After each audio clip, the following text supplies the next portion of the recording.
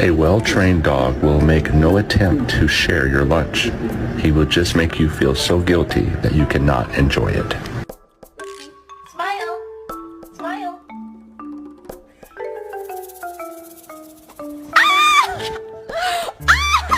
Oh my god! Ow! Mom! That's what I thought.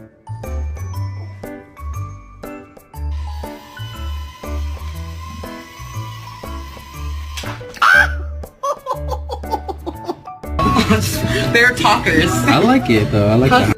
But she's quite ill. She's got a tumour in her nose, so no, I don't think so. She's got much long left. Piper, you a good dog? Piper, you a good dog?